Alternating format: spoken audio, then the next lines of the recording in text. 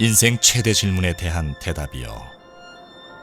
삶의 목적과 의미를 주는 유일한 이야기가 있습니다. 다른 모든 이야기에 영감을 준 바로 그 이야기입니다. 우리 모두에게 확실한 진짜 이야기입니다. 그 이야기를 시작하겠습니다. 모든 것은 어떻게 시작되었을까요? 다른 모든 이야기들처럼 이 이야기도 작가에 의해 시작되었습니다. 바로 하나님입니다. 하나님이 말씀하심에 모든 것이 존재하게 되었습니다.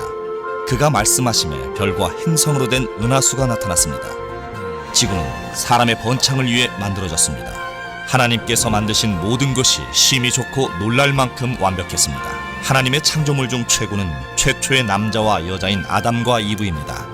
하나님께서는 자신이 창조한 모든 만물을 그의 사랑하는 자녀들에게 한 특별한 나무에서 나는 열매를 먹지 말라는 한 가지 규율과 함께 맡기셨습니다. 그들은 하나님을 하늘의 아버지로 예배하며 사랑의 순종으로 살았습니다.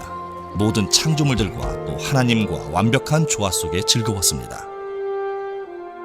오늘날 우리가 사는 세상을 살펴보면 완벽한 평화가 지속되지 못했습니다.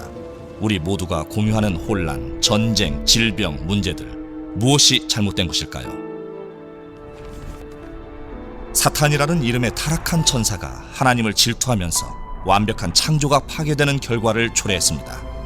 사탄은 뱀의 형상을 하고 하나님의 선하심에 의문을 제기하면서 하나님의 유일한 규율에 반항하도록 아담과 이브를 유혹했습니다. 그들이 불순종하여 그 열매를 먹음으로 평화가 끝나고 오늘날 우리에게까지도 유전되는 죄와 죽음으로 이끌었습니다. 만일 우리가 정직하다면 우리는 아담과 이브와 매우 흡사합니다.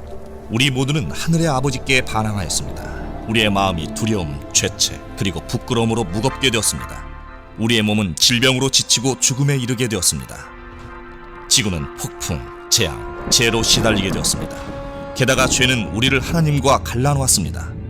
지옥이라고 불리는 끔찍한 분리, 그 분리가 영원히 지속되는 결과를 초래했습니다. 죄의 결과는 파멸입니다. 피할 수도 없습니다. 바로 잡을 방법도 없습니다.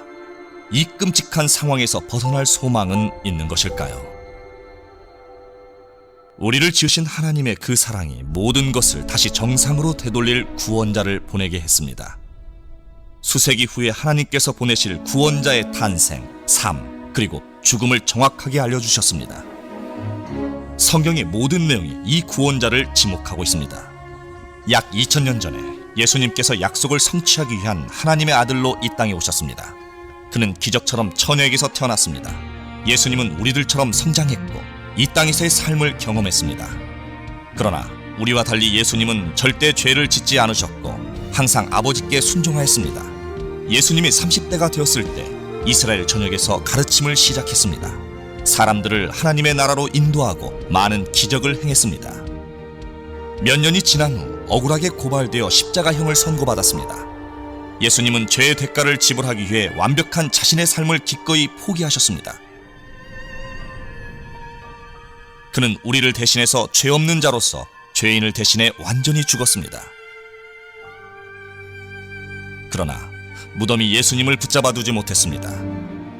사흘 뒤 하나님께서 예수님을 다시 살리셨습니다. 예수님은 십자가에서 죽음으로 죄를 이기셨고 죽음에서 살아남으로 죽음을 이기셨습니다.